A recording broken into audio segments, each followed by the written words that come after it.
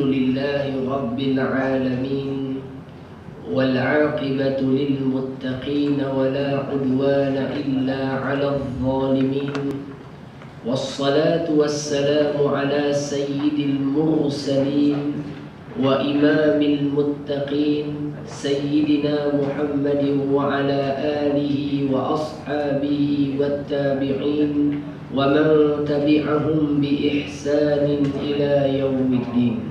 سبحانك لا علم لنا إلا ما علمتنا إنك أنت العليم الحكيم. رب اشرح لي صدري ويسر لي أمري واحلل عقدة من لساني يفقه قولي ولا حول ولا قوة إلا بالله العلي العظيم آمين. أما بعد فالسلام عليكم ورحمة الله وبركاته. Yang berusaha, barisan ahli jawatan kuasa, penyelaras kuliah duha, seluruh para hadirin muslimin dan muslimat, mukminin dan mukminat, mudah-mudahan Allah merahmati pertemuan kita, Allah memberkati majlis kita, Allah mengampunkan dosa-dosa kita, Allah Ta'ala mengurniakan kepada kita ilmu yang bermanfaat, amal yang saleh, hati yang khusyuk dan bahagia, dan kita mohon kepada Allah Azza wa Jalla, Allah kurniakan kepada kita kesehatan dan keafiatan, dan Allah Subhanahu wa Ta'ala menyelamatkan diri kita, keluarga kita, negeri dan negara kita daripada wabak COVID-19. Dan kita mohon kepada Allah Subhanahu wa Ta'ala, semoga Allah menjadikan pengakhiran kehidupan kita semua adalah husnul khatimah, dan tempat tinggal kita semua di dalam syurganya. Allahumma amin, Allahumma amin, Allahumma amin. Hadirin semua, insya-Allah Ta'ala pertemuan kita pada hari ini adalah menyambung pada hadis yang ke-41. Seingat saya ini hadis second last, betul? Ya, second last. Khamis depan ada kelas tak? Khamis depan ke-3 ke-4? Khamis depan ada sekali lagi ke Ustaz Jamaluddin?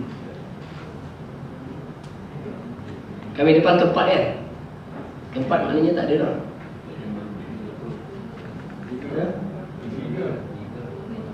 Tak, Khamis depan 22 bulan. 22 Khamis ke-4. Khamis ke-4 Ustaz Jamaluddin kan? Ingatkan minggu depan kita khatam habis, baru kita cuti 2 minggu tu. Baik, hadirin semua, tapi tak dalam, ada bulan depan pula baru kita khatamkan. Ataupun kita ambil hari Selasa hadis, habiskan khatam dalam bulan 10 ni insya-Allah Ta'ala. Jadi bulan 11 kita boleh bincangkan kitab baru ke apa ke dan sebagainya. Ataupun habis-habis tu lah, tuan-tuan boleh pergi mengajar pula dan datang hari Khamis, datang hari Selasa tu kan?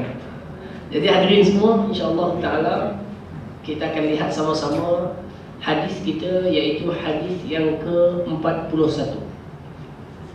Hadis yang ke-41 sama-sama kita lihat dan kita membacanya. Mudah-mudahan kita terbiasa dengan pembacaan hadis Nabi SAW dan kita beroleh kebaikan serta keberkatan daripada hadis-hadis junjungan besar Nabi kita Muhammad SAW.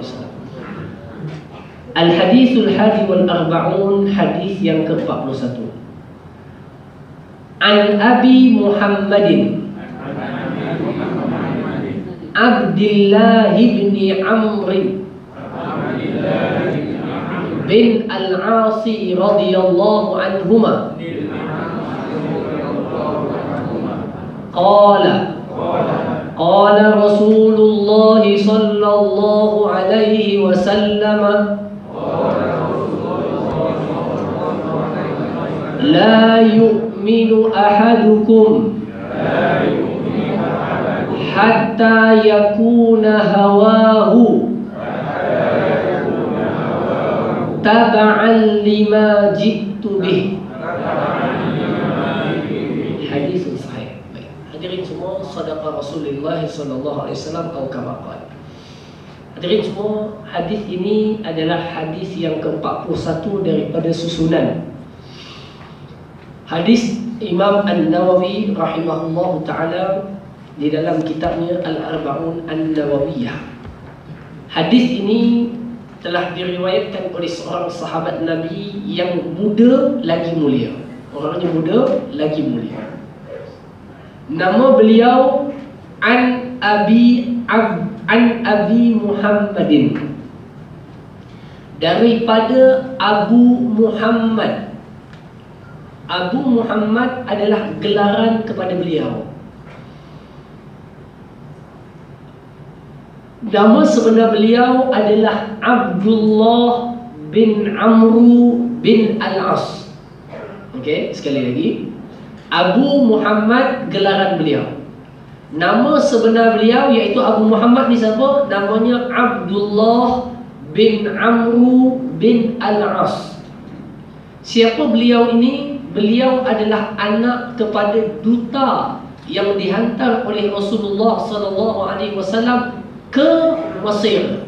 Ke mana?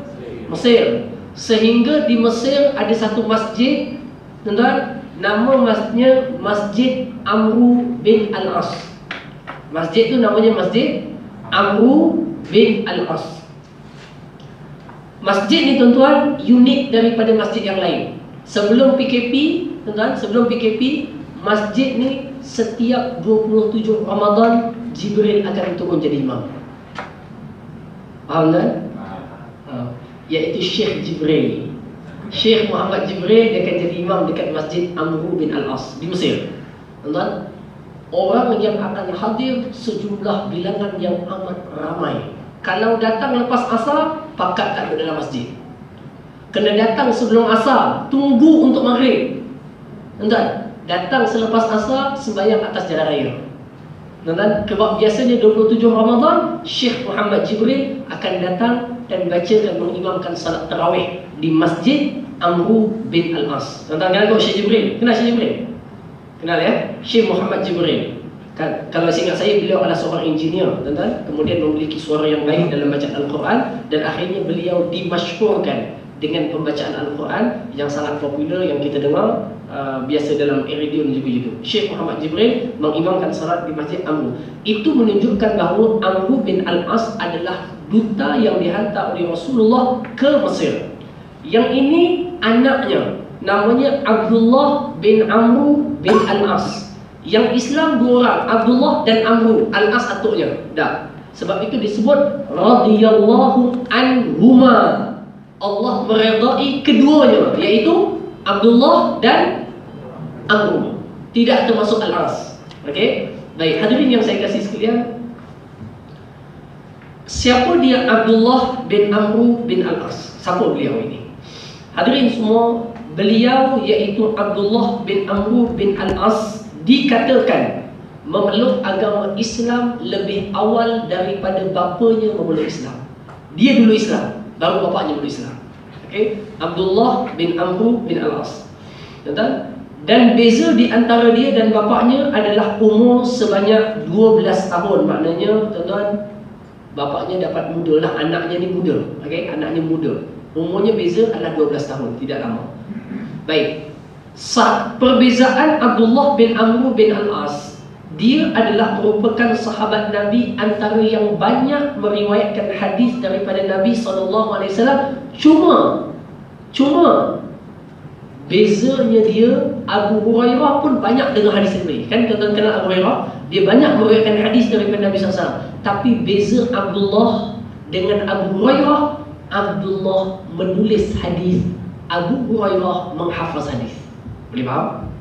Okey. Di zaman Nabi itu, Abdullah bin Amru bin Al-As, dia ni menulis hadis. Hadis itu ditulis dan disimpan. Berbeza dengan Abu Hurairah radhiyallahu anhu, beliau menghafaz hadis. Okey, jadi satu tulis, satu hafaz. Jadi yang hafaz ni lagi cepat. Bukan cepat macam tuan, dia boleh dengar banyak. Yang ni dia tulis, tuan. Maka periwayatan hadis Abdullah bin Amru lebih sikit daripada Abu Hurairah. Tapi bezanya adalah Abdullah mencatat hadis daripada Nabi SAW. Pernah satu ketika Abdullah bin Amru bin Al-As minta izin kepada Nabi SAW untuk menulis hadis. Maknanya, ya Rasulullah, boleh tak kalau perkataanmu itu aku nak catat? Aku nak catat. Dan dia mengatakan, ya Rasulullah, tetapi engkau terkadang bercakap ada kalanya dalam keadaan redha dan kadang-kadang dalam keadaan marah. Kan kadang-kadang Nabi marah-marah tu marah kerana Allah. Tuan-tuan, Nabi cakap, Dan kadang-kadang Nabi redha, Nabi cakap. Jadi Abdullah bin Amr, ya Rasulullah, kadang-kadang keadaanmu itu marah dan kamu menuturkan sesuatu perkataan, dan kadang-kadang kamu redha, kamu menuturkan perkataan. Adakah boleh aku menulis perkataanmu itu? Dan apa jawab Nabi SAW? Kata Nabi, boleh, tulis sahaja kerana tidak keluar daripada mulutku melainkan sesuatu yang diwahyukan Allah Ta'ala, iaitu kebenaran. Tidak ada yang keluar daripada aku melainkan kebenaran. Ketika apapun keadaanku, apa yang aku sebut semuanya adalah benar, tuan-tuan. Maka Abdullah bin Amr bin Al-As pun mencatat hadis-hadis Nabi sallallahu alaihi wa ala alihi wa sahbihi wa baraka wasallam. Kelebihan Abdullah bin Amr bin Al-As, tuan-tuan, Abdullah bin Amr bin Al-As ni dia ada kelebihan yang unik sekali, iaitu apa, tuan-tuan? Seorang lelaki yang amat kuat beribadah. Seorang lelaki yang amat kuat beribadah. Kuat sangat beribadah. Sangat-sangat kuat beribadah. Tuan-tuan, kekuatannya beribadah ini sehingga diriwayatkan di dalam hadis yang lain, seorang sahabat, tuan-tuan, dikatakan ayahnya sendiri, tuan-tuan, dia punya kuat beribadah sampai ayahnya risau. Zaman kita, tuan-tuan, anak ni tak buat ibadah sampai bapaknya risau. Betul kan? Anaknya tak sembahyang, tak ngaji sampai risau bapaknya, anak aku ni tak sembahyang macam mana? Zaman dia, Abdullah bin Amr, dia punya kuat sembahyang sampai bapaknya risau. Bapaknya ngadukan kepada Nabi SAW, Amr bin Al-As. Dia kata, anak aku ni ya Rasulullah, siang puasa, malam qiyamul lail, tidak henti-henti dengan solat sunat, baca Quran, zikir, itu je berterusan. Makna? Sampai terpaksa adukan kepada Nabi SAW. Lalu dibawa kepada Nabi. Nabi pun bertemu kepada Abdullah bin Amr bin Al-As. Dia kata, Abdullah, dikhabarkan kepadaku sumtan nahar wa taqumul lail. Kamu siang ni puasa, malam qiyamul lail, dan tak rehat-rehat. Maknanya siang tu dah puasa, puasa tu pun beribadah juga lah. Baca Quran lagi, zikir lagi. Masuk Isyak, lepas Isyak, tuan-tuan, mungkin tidur sekejap, dia bangun terus sampai subuh, qiyamul lail. Itu dilakukan bukan sekali, berhari-hari, selama, maknanya menjadi kebiasaannya begitu. Sehingga bapanya jatuh risau. Dia risau apa? Dia risau tentang hak-hak yang lain. Nah, kesehatannya, tidurnya, dia punya rehatnya, kalau dia ada keluarga, isterinya, anaknya dan sebagainya. Tapi punya syok dia beribadah sampai kena diokkan. Okkan dia apa? Dia apa? Kena ditahankan dan kena ditangguh. Kuarantin, bukan kuarantin.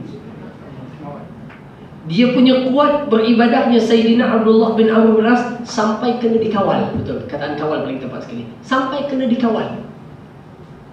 Sampai kena dikawal, tuan-tuan, kerana siangnya berpuasa, malamnya qiyam, tak henti solat sunat, itu dan ini. Tuan-tuan, Nabi kata begitu. Hadirin semua, lalu baginda Nabi SAW berkata kepadanya. Apa kata Nabi kepadanya? Hadis ini diriwayatkan oleh Imam Al-Bukhari di dalam kitabnya. Kata Nabi SAW kepada Abdullah ibn Amr bin Al-As, wa inna li'ainaika alaika haqqan. Tuan-tuan, ambil nasihat Nabi ini kepada Abdullah bin Amr bin Al-As. Tuan-tuan, walaupun zaman kita ni mungkin agak kurang praktikal, okay, tapi ambil je lah.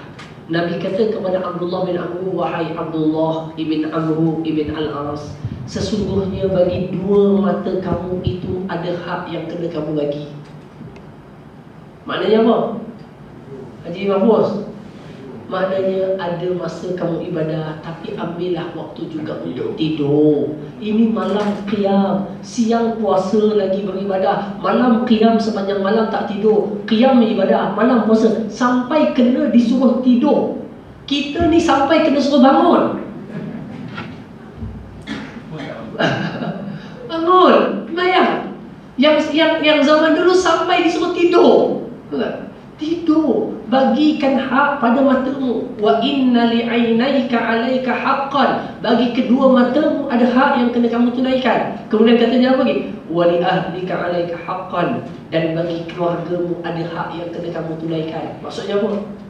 Kamu sibuk-sibuk beribadah, kamu ada isteri yang kena kamu bagi hak dia. Nah, hak kasih sayang, hak bergurau, hak bawa pergi jalan, bawa makan bersama. Ada anak-anak yang anak-anak nakkan pergaulan bersama, itu dan ini. Berikan kepada mereka. Tuan-tuan, wa inna, dan lalu kata Nabi SAW kepadanya apa? Bangunlah malam dan tidur. Maksudnya apa? Malam tu, ambillah masa bangun dan tidur. Jangan sepanjang malam, ambil masa bangun, tidur. Tuan-tuan, Nabi ni kalau nak banding dengan sahabat lain, siapa paling bertakwa? Nabi. Siapa paling elok ibadahnya? Nabi. Siapa yang paling kenal Allah? Nabi. Siapa yang paling awal masuk syurga? Nabi. Tetapi Nabi pun kata kepada Abdullah, wahai Abdullah, bangun malam dan tidur. Jangan banyak-banyak lah. Maknanya apa tuan-tuan? Islam adalah agama yang sangat seimbang. Tawazun dalam bahasa Arab disebut. Agama yang amat seimbang. Dia bukan hanya menyuruh manusia kejar akhirat dan tidak makmurkan dunia. Dan bukan juga agama yang suruh makmurkan dunia, tinggalkan akhirat. Tetapi agama yang suruh kita meletakkan keutamaan akhirat dan pikul serta makmurkan dunia sebagai tempat kamu tinggal di atasnya. Nabi suruh kita beribadah dan dia suruh berikan hak tubuh untuk berehat, makan, minum dan sebagainya. Ini agama satu-satunya agama yang tawazun, yang sangat seimbang. Dia menyeimbangkan tuntutan akhirat dan tuntutan dunia, menyeimbangkan tuntutan rohani dan fizikal, menyeimbangkan tuntutan individu dan keluarga, menyeimbangkan tuntutan keluarga dan masyarakat. Inilah agama yang namanya Islam, amat meletakkan keseimbangan dalam setiap perkara. Jadi siapa yang melampau dalam setiap perkara, dia terkeluar daripada kesederhanaan Islam. Dalam bahasa Arab disebut wasatiyatul Islam, kesederhanaan Islam. Dan Islam meletakkan kesederhanaan. Dan, tapi saya yakin tuan-tuan, orang di zaman kita mungkin pesanan ini tak. Bukan, orang zaman kita kena gesa dia beribadah. Lagi macam saya dan orang-orang muda tuan-tuan, kena disuruh selalu pergi sembahyang berjemaah, awal waktu, zikir, Quran dan sebagainya. Tetapi zaman awal mereka kena dikendukan sedikit supaya berlaku keseimbangan tuan-tuan dalam melakukan ibadah. Inilah kefahaman Islam. Islam tak menolak dunia tuan-tuan, tetapi Islam meraihkan keberadaan dunia sebagai batu loncatan untuk kesejahteraan akhirat. Islam tak suruh kita fokus ke rohani saja, tetapi Islam meletakkan juga kita penjagaan jasmani, berkahwin, makan, minum, berhias. Dalam masa yang sama, rohani memerlukan makanan yang sebenar. Tuan-tuan cuba tengok agama-agama lain yang tidak ada ajarannya melainkan spiritual semata-mata. Saya bagi contoh antara agama yang banyak more ke arah akhlak dan spiritual adalah agama Buddha dan ajaran Taoism, Taoisme, Taoism, Taoism, yang lambang dia hitam putih kan. Contoh ajaran yang menekankan rohani, bersihkan dalaman, tidak makan makanan yang berdarah, hanya makan daripada nasi, sayur, itu supaya nak bersihkan. Tuan-tuan, Islam seimbang. Nak makan chopstick, makan daging, ikan bau, ayam, terserah.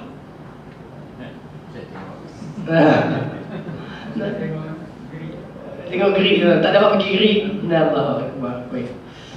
Hadirin semua, tak dapat pergi gerik tapi ikan gerik sampai tak apa. Yang penting ikan gerik sampai. Baik, hadirin semua.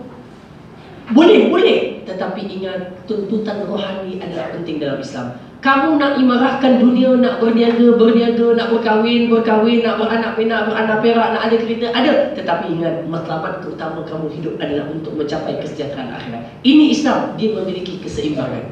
Okey? Allah sebut dalam Al-Quran apa dia? Wabtaghi fima ataka Allahu ad-daral akhirah wa la tansa nasibaka minad dunya. Carilah dan tuntutlah segala apa yang Allah siapkan bagimu di akhirat, tapi jangan lupa je bahagian kamu di atas dunia, makan, minum, tidur, rumah. Yang masalahnya adalah carilah dunia, akhirat jangan lupa. Itu salah. Faham kan? Tentang ayat Quran, ayat Quran kata apa? Wabtaghi fima ataka Allahu daral akhirah. Carilah akhirat, jangan lupakan dunia. Falsafah orang moden apa dia? Dunia jangan lupa akhirat. Terbalik tak? Mana je? Nampak je okey tapi terbalik. Nampak je okey, maknanya keutamaan orang dulu melihat akhirat. Dunia diambil di samping mengejar akhirat. Tetapi yang sekarang banyak diterbalikkan falsafah itu. Mereka mengatakan kejarlah dunia tapi jangan lupa akhirat. Maknanya apa? Sibuklah, peninglah, pecah kepala lah, tapi sembahyang jangan lupa. Tak. Dia kata kita kena solat, kena sibukkan diri, kejar akhirat, tapi jangan lupa segala tuntutan dunia. Itu yang betul. Faham? Supaya yang mana keutamaan dan yang mana yang kedua selepas daripada keutamaan. Saya masuk hadis. Tak masuk hadis kita dengar. Abdullah bin Amr bin Al-As meriwayatkan sekitar 700 hadis daripada Nabi sallallahu alaihi wasallam.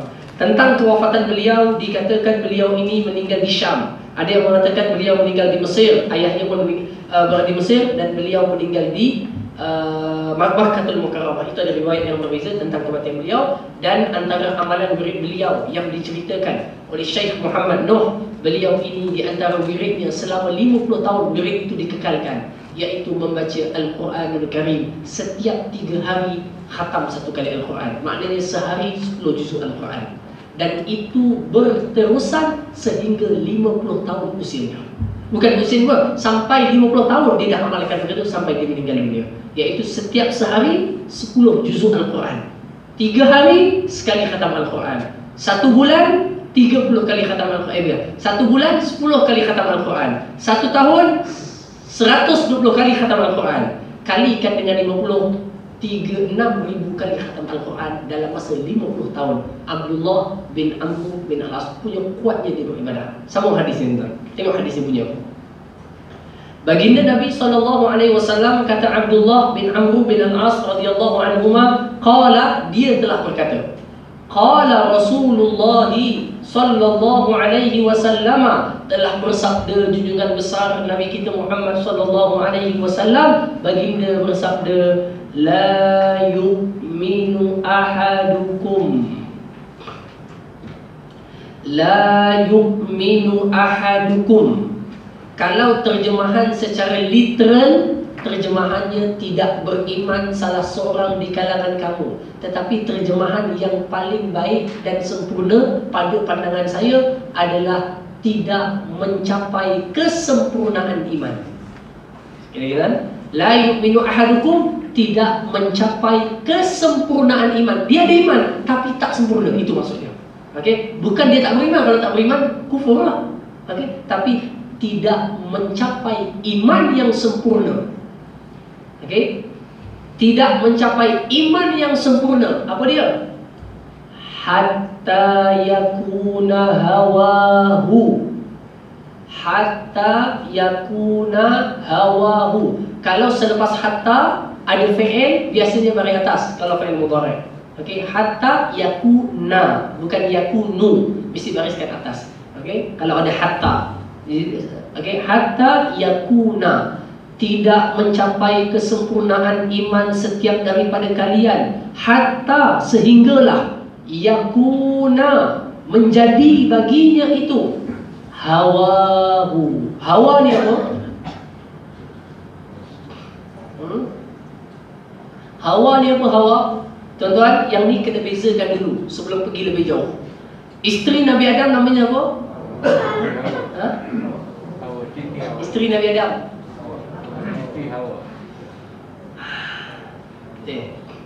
Isteri Nabi Adam namanya Hawa, ejaannya begini. Okey, ini ejaannya. Okey, yang ni bukan yang di dalam hadis. Dalam hadis yang belakang nampak tak? Belakang sekali. Nampak? Nampak? Tak nampak kata Firamli ada masalah. Baik. Tenan, Hawa. Hawa ni nama isteri Nabi Adam alaihissalam. Yang kita bicarakan hari ini adalah Hawa.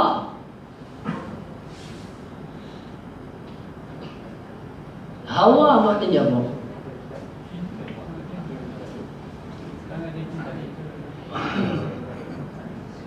Jangan berbicara tentang cinta kalau tak mengenal apa itu cinta. Hadirin semua, hawa dalam bahasa Arab adalah keinginan diri, keinginan, kecenderungan diri. Sebab itu orang sebut hawa nafsu. Kamu ni ikut sangat hawa nafsu kamu. Maknanya apa? Ikutkan sangat keinginan diri kamu. Faham ni? Nak ikan bau, bagi. Nak ikan patin, bagi. Nak daging, bagi. Nak bercuti, bagi. Nak bagi. Nak minum air kopi apa, bagi. Tidak mencapai kesempurnaan iman. Sampailah hawahu, keinginannya. Nya ni siapa? Nya siapa? Keinginan diri orang beriman itu. Maksudnya apa? Akan sempurnalah iman kamu kalaulah keinginan diri kamu itu taba'an lima jitu bih. Tuan-tuan, maknanya begini. Hawa ni keinginan diri dia ada dua. Keinginan diri dia ada dua. Yang pertama, keinginan yang terpuji. Segala keinginan yang menepati syariat Islam adalah dipuji. Contoh, dia inginnya suka bagi makan ke orang. Semalam dia bagi mi goreng, hari ni mungkin dia bagi kuih tiaw goreng. Contoh saja. Okay. Hari ni dapat ikan bawang, tuan-tuan. Minggu depan mungkin dapat ikan patin. Contoh saja, tuan-tuan. Hadirin semua, dia punya ingin tu nak bantu orang. Dia punya ingin suka buat baik kepada orang. Itu satu keinginan terpuji. Ingin yang kedua, semua keinginan diri manusia diikuti. Nak tidur, tidur. Nak menyembang, nyembang. Nak cakap, cakap. Nak tinggal sembahyang, tinggal. Nak makan riba, makan. Nak main judi, main. Nak minum arak, buat. Nak tengok apa, tengok. Nak dengar apa, dengar. Itu hawa yang tercela. Sebab itu dalam Quran, tuan-tuan buka dalam Quran, dalam surah Ar-Rahman, Allah sebut apa? Allah sebut apa dalam surah Ar-Rahman? Nabi Ayyala.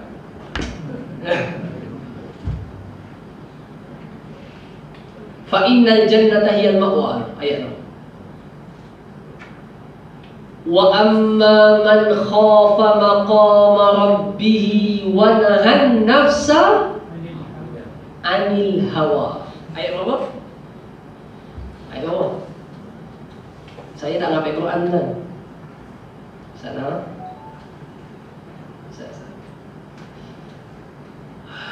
Ya karim al-lutf, ya azim al-man, ya mubdi an-ni'am. La hawla wa la quwwata illa billah. Baik, surah Ar-Rahman ayat yang ke-46. Allah Azza wa Jalla berfirman, ayat 46. Ar-Rahman 46. Allah berfirman, waliman khafa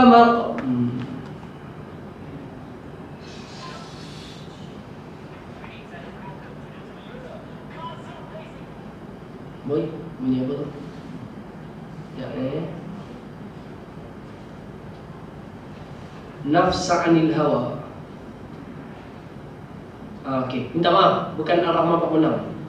Minta maaf, kita betulkan, iaitu ayat suratul Nazi'at ayat 40. An-Nazi'at 40, tuan-tuan. Minta maaf ayat Nazi'at 40. Tapi tuan-tuan tengok mula daripada ayat 37. Ayat 37. An-Nazi'at 37. An-Nazi'at 37. Dah? An-Nazi'at 37. Allah sebut apa? Fa'amma man tagha, adapun orang yang melampaui batas. Wa atharal hayatad dunya, dia mengutamakan keinginan hidup dunia semata-mata. Fa innal jahima hiyal ma'wa, tempat tinggalnya nanti adalah dalam neraka jahim. Wal iyazubillah, semoga Allah menyelamatkan kita daripadanya. Amin. Quran sebut wa amma man khafa maqama rabbih, adapun orang-orang yang takutkan kebesaran dan keagungan Tuhannya, wa nahan nafsa, dia mengambil jalan untuk tegah dirinya, anil hawa, daripada ikut segala keinginan nafsunya. Faham tak? Nafsunya nak itu, dia tahan. Dia kata jangan, tak boleh. Jangan tengok, tak boleh tengok. Jangan dengar, tak boleh dengar. Jangan cakap, tak boleh cakap. Jangan beli, tak boleh beli. Tuan-tuan, dia tahan. Dia selalu tahan diri dia. Orang ini adalah orang yang takutkan kepada Tuhannya. Allah sebut apa? Fa innal jannata hiyal ma'wa. Tempat tinggalnya nanti adalah dalam syurga. Faham kan? Itu dia tegah nafsu apa? Nafsu yang ini, yang jahat. Yang namanya nafsu. Nafsu lidah, nafsu mata, nafsu telinga, nafsu keinginan, makan, tidur, sebagainya, mengumpat, nafsu. Tuan-tuan, tapi dalam hadis ni disebut lain. Dalam hadis ini kata apa? Tidaklah sampai kepada kesempurnaan iman. Sampailah setiap di kalangan kamu itu. Apa dia?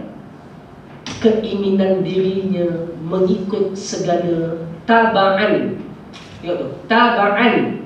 Dia mengikut lima jitubi, segala apa yang aku datang bawa. Faham maknanya tuan? Faham Haji? Nabi kata apa? Tidak akan sampai kepada kesempurnaan iman sampai keinginan diri orang itu dia suka ikut apa yang aku datang bawa. Faham tak? Tak faham juga? Lagi sekali. Saya terjemahkan lagi sekali. Tidak akan sampai kepada kesempurnaan iman sampailah keinginan dirinya itu tepat bersama dengan segala apa yang aku datangkan dalam syariat ini. Tak faham juga? Saya tukar ayat yang paling mudah. Iman seorang itu akan jadi sempurna kalau segala keinginannya itu menepati syariat Islam. Faham kan? Ji nak ingin apa? Saya nak pergi umrah Ustaz. Oh, itu inginnya. Bagus. Haji teringin apa? Saya nak pergi haji Ustaz. Apa sukanya dia? Baca Quran. Apa sukanya dia?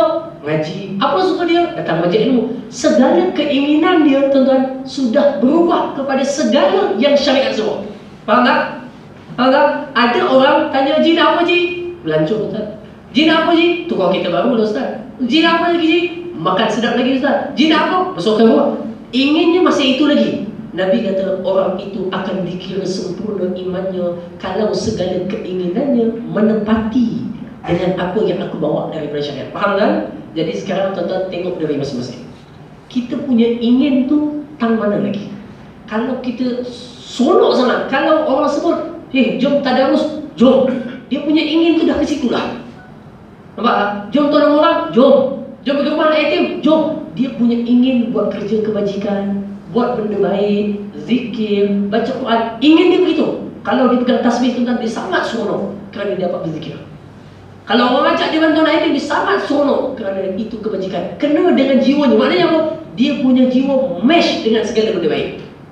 Lawannya daripada itu adalah orang yang nafsunya dan hawanya tidak selari dengan syariat. Itu perlu dilentur dan ditahan dan dikawal. Inilah maksud daripada hadis. Hadis kata tuan, tidak akan sampai kepada sempurna iman sampailah keinginan nafsu kamu itu tepat dengan apa yang kau bawa. Selama belum tepat, kamu kena berusaha dan bermujahadah melawannya sampai hidup mengikut syariat Allah Subhanahu wa taala. Boleh ke tak boleh tuan? Ada soalan tak nak tanya? Silakan tuan nanti.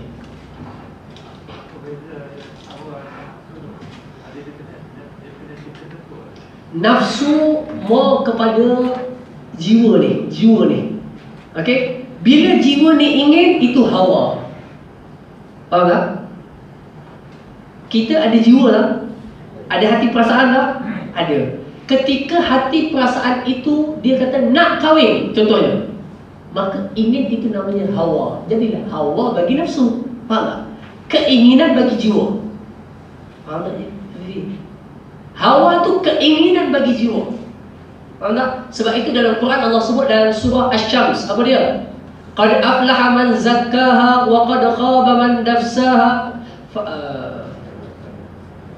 Bukan. Wa nafsin wa ma sawwaha, kan? Wa nafsin, demi jiwa dan penciptaannya, kami lorongkan jiwa itu pada keinginan yang baik atau yang buruk. Maka berjayalah orang yang bersihkan jiwanya. Jiwa itu dibersihkan. Bila jiwanya bersih, keinginannya bersih. Bila jiwanya kotor, inginnya kotor.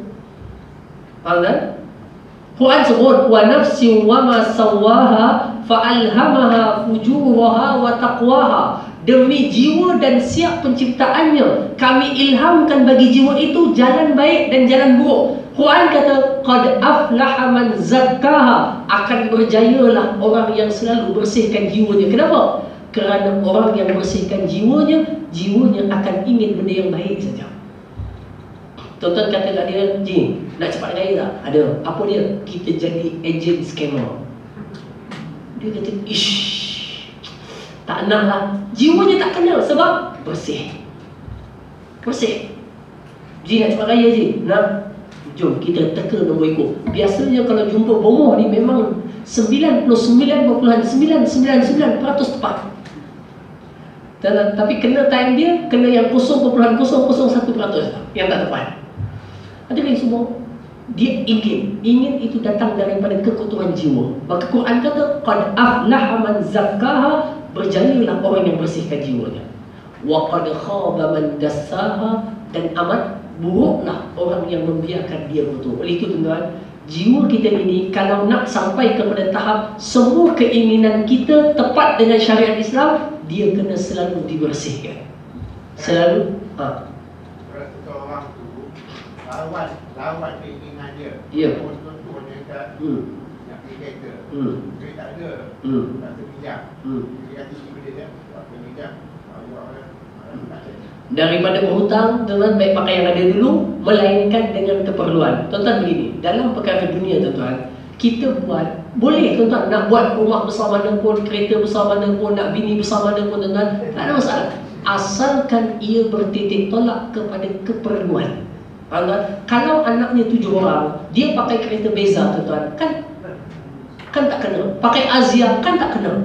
Anaknya 7 orang, dia kena pakai Starrett contohnya. Sesuai keperluannya begitu. Rumahnya tuan-tuan, anaknya 10 orang, rumahnya 2 bilik, kan tak kena. Jadi dia ingin besarkan rumah kerana itu semua tak ada celahannya. Celahannya apa tuan-tuan? Yang buruk adalah pada perkara yang tak ada keperluan dan dia sengaja membesar-besarkannya. Maknanya menambah-nambahkan. Sebab tu Quran sebut alhaakumut takatsur. Kamu akan terleka dan terlalai dengan timbunan-timbunan itu. Rumahnya dah okey, cukup 5 orang duduk, okey dah tuan-tuan. Tapi dia tambah lagi 10 bilik. Kereta, 2 kereta dekat rumah, cukup dah. Isteri 1 pakai, suami 1 pakai, cukup dah. Tapi dia letakkan 5. Contohnya tuan-tuan. Contoh, tanpa keperluan dia kata saja duit ada lebih banyak tuan-tuan. Itu tu kurang baik walaupun masih halal. Tak berdosa. Kurang baik pada masyarakat. Jadi kalau kita rasa perlu untuk beli, dengan keperluan, beli. Tapi kalau tak ada keperluan, kadang-kadang ingin kita keluar CX5, beli. Keluar CX6, beli. Keluar CX7, beli. Keluar CX8, beli. Maknanya dia sengaja seronok tukar siri-siri yang baru. Tuan-tuan, itu mungkin datang dengan keinginannya saja. Semata-mata. Yang itu tuan kurang baik dalam pandangan Islam. Tapi kalau semakin umurnya bertambah dan keinginannya kepada yang Nabi suruh, sedekah, dia suka sedekah. Bantu anak yatim, dia suka bantu anak yatim. Tuan-tuan, baca Quran, dia suka baca Quran. Pergi umrah, dia suka pergi umrah. Tuan-tuan, gotong royong, dia suka gotong royong. Buat amal kebajikan, dia suka buat. Maknanya keinginan dirinya sudah jadi tepat dengan hawa nafsu. Tuan-tuan, saya bagi contoh. Di depan saya ni saya yakin tuan-tuan, majoritinya begitu. Siapa di kalangan orang lelaki di sini tuan-tuan yang seronok sembahyang kat rumah? Saya yakin majoriti tak. Sebab saya tengok muka Malaysia tuan-tuan. Mereka sangat tak selesa kalau tak sembahyang kat masjid. Kan begitu jiwanya kan? Maknanya apa? Dia punya hawa nafsu sudah berada pada keinginan yang Nabi suruh, iaitu sembahyang di masjid. Faham kan? Faham tak? Siapa di kalangan kita yang pagi-pagi waktu duha tak buat apa-apa, lagi suka duduk rumah tengok wow shop banding datang kuliah? Atau tak best, go shop. Wow tak wow sangat, kita pergi go shop. Tak, dia kata tak usah. Kalau waktu duha ni saya seronok sangat kalau pergi mengaji. Maknanya apa? Keinginan dirinya sudah menepati perintah syariat. Faham tak? Yang Nabi kata apa? Orang kalau sudah sampai semua keinginannya, semua yang aku suruh, yang aku bawa syariat, maka telah tanda sempurna imannya. Boleh faham tak? Ada soalan lain? Silakan. Soalan tambahan. Pada Soalan itu. Oh, ini macam dekat parlimen pula soalan tambahan. Silakan. kalimah yang kita bicarakan hawa, nafsu. Dan satu lagi kalimah yang kita bicarakan di sini syahwat. Ya, syahwat dengan hawa tak jauh beza. Sekali lagi. Syahwat. Syahwat. Baik. Ada pendidikan yang Baik. syahwat. Hadirin semua, syahwat dan nafsu, syahwat dan hawa tak jauh beza. Cuma penggunaan syahwat banyak digunakan pada keinginan yang buruk. Wallahu alam itu pada apa itu. Adapun hawa, dia boleh digunakan pada yang baik dan pada yang buruk. Hawa keinginan. Keinginan boleh jadi baik, boleh jadi buruk. Tetapi syahwat biasa digunakan pada perkara-perkara yang buruk. Sebab itu Al-Quran guna dalam surah Maryam. Tuan-tuan tengok surah Maryam. Dekat surah Maryam tu ada satu bintang. Bukan, ada satu tanda sujud tilawah, sujud sejadah. Okey, kat surah Maryam ada satu sujud sejadah. Ayat lepas sujud sejadah tu, Allah sebut apa? فَخَلَفَ مِنْ بَعْدِهِمْ خَلْفٌ أَضَاعُوا الصَّلَاةَ وَاتَّبَعُوا الشَّهَوَاتِ. Datang selepas generasi para nabi yang baik-baik itu satu generasi dan kumpulan أَضَاعُوا الصَّلَاةَ, mensia-siakan sembahyang, وَاتَّبَعُوا الشَّهَوَاتِ, dan ikut segala keinginan syahwat. Jadi syahwat boleh dikategorikan adalah yang buruk daripada hawa. Hawa boleh jadi dua. Keinginannya yang baik, maka hawa yang ini. Kalau keinginannya buruk, mungkin boleh dinamakan sebagai syahwatnya. Boleh tak? Okey. Dah. Okey. Wallahu a'lam. Yang syahwat ni lebih kepada yang negatif. Ya, lebih kepada yang negatif. Wallahu a'lam. Melainkan keinginan di dalam syurga, Allah sebut dalam Al-Quran, wa fihi ma tashtahihil anfus. Di dalam syurga nanti kamu akan dapat semua yang disyahwatkan oleh diri. Waktu tu tak ada istilah buruk, kerana semua yang kamu nak baik dah. Boleh faham tak? Kamu nak rumah besar, baik dah. Kamu nak apa-apa je, nak makan, nak tidur, tak nak bangun-bangun, silakan. Semua yang nafsu kamu nak, dapat. Dalam Quran, wa fihi ma tashtahihil anfus wa taladzul a'yun. Itu. Tapi dalam dunia, penggunaan syahwat more kepada keinginan yang jahat. Okey, silakan. Jadi dalam hadis ni tadi ada dua, satu hafalan, satu tulisan. Ya. Jadi antara dua ni yang mana yang lebih kukuh? Yang lebih kukuh hadis sama ada hafalan atau tulisan adalah tulisan. Tetapi tulisan memiliki kelemahan. Apa kelemahannya? Dia boleh hilang kalau tak dihafal. Faham tak? Dia tulis kat buku, tulis. Dari sudut ketepatan, tepat. Tetapi tengah-tengah dibawa jatuh satu helai, hilang tu habis. Berbanding dengan dihafaz.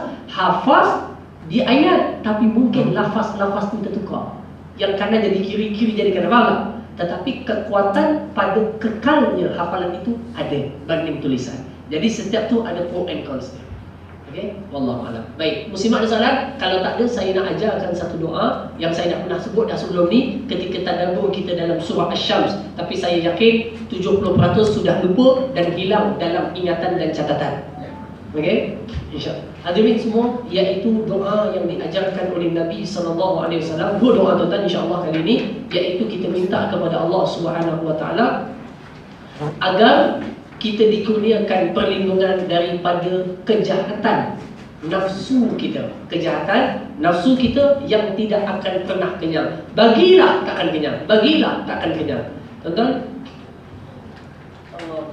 saya rasa dalam YouTube pun, tak apalah. Saya punya YouTube, saya ada masa Ramadan dari itu saya ada buat doa-doa pendek tuan-tuan. Saya rasa ada dalam YouTube. Haji kalau boleh usahakan sebelum tutup buka tu, Haji. Kalau dapatlah, kalau tak dapat tak apa. Guna Bluetooth. Saya rasa boleh guna Bluetooth. Maupun Bluetooth ke Apple, maupun Bluetooth ke Android. Baik tuan, kita pergi kat awal.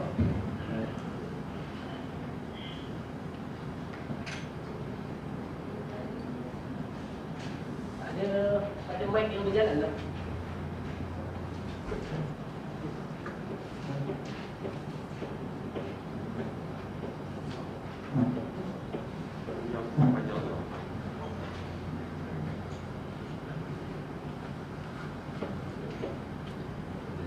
Masya-Allah. Nampak tak?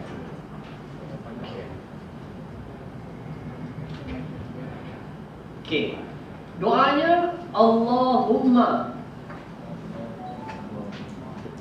ati nafsi taqwaha Tuan tulis sikit ni je, Google keluar tu okay? Allahumma ati nafsi taqwaha wa zakkiha anta khairu man zakkaha.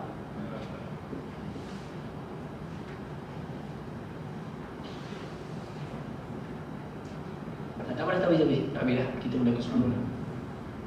Allahumma ati nafsi taqwaha. Cuba ikut. Allahumma ati nafsi taqwaha wa zakkiha anta khairu man zakkaha. Anta waliyuha wa maulaha. Dah. Saya dah pernah bagi dah dulu, saya ingat tadi, insya-Allah. Dah pernah bagi pada tadabbur surah Asy-Syams ataupun tadabbur surah An-Asyr, Alam Nashrah Laka Sadrak. Maknanya, tuan-tuan tengok maknanya. Maknanya sesuai dengan jiwa. Kita minta Allah bersihkan supaya semua keinginan kita tepat dengan kehendak Allah. Tuan-tuan, Allahumma ati nafsi taqwaha. Ya Allah. Boleh Google Google keluar insya-Allah, jangan takut. Ya Allah, ati berikanlah kepadaku nafsi, nafsuku, jiwaku, taqwa, akan sifat ketakwaannya. Ya Allah, doa bahasa Melayu pun tak betul. Ya Allah, berikanlah kepada jiwa ini sifat takwanya. Okay? Wa zakkiha, dan bersihkanlah jiwa ini ya Allah. Anta khairu man zakkaha, engkaulah sebaik-baik yang membersihkan jiwa ini. Kenapa tuan-tuan kena minta bersih jiwa? Sebab bersih jiwa akan bersih keinginan. Kotor jiwa, kotor keinginan. Nampak tak? Jadi yang perlu kita buat adalah pembersihan jiwa. Jiwa itu dibersihkan. Maka salah satu doa kita minta Allah tolong bersihkan adalah ini yang Nabi SAW ajarkan kepada kita.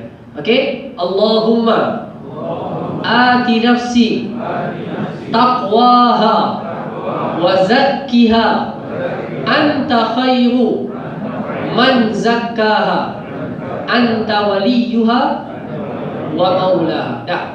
Yang terakhir tuan, seminit je tuan, masa dah habis. Saya nak kena pergi jauh tuan. Yang kedua adalah Nabi suruh kita minta berlindung daripada 4 perkara. Nabi kata minta kepada Allah lindungi diri kamu daripada 4 perkara. Satu daripada 4 tuan, satu daripada 4 itu tuan, dari Allahumma inni a'udzubika, okey, min satu qalbin la yakhsha, wa min nafsin la tashba,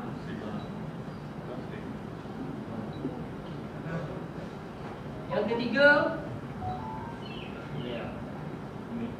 wa min ilmin la yanfa, yang keempat wa min du'ain la yusma, atau kama qala sallallahu alaihi wasallam, lebih kurang tuan-tuan bahasa itu. Kita tengok. Yang kedua ni doa minta perlindungan daripada 4 benda. Nabi suruh kita minta. Maknanya 4 ni bahaya. Yang pertama baca doanya, Allahumma inni a'udzubika minal qalbi la yakhsha, wa min nafsin la tashba, wa min ilmin la yanfa, wa min du'ain la yusma. Tuan-tuan, 4 benda ni apa? Tuan-tuan bahasa Melayu pun tak apa. Doa dia, Allah yang ciptakan lidah kita. Dia tahu bahasa kita. Ya Allah, aku mohon perlindunganmu daripada hati yang tidak khusyuk. Maknanya hati khusyuk bagus, hati tak khusyuk tak bagus.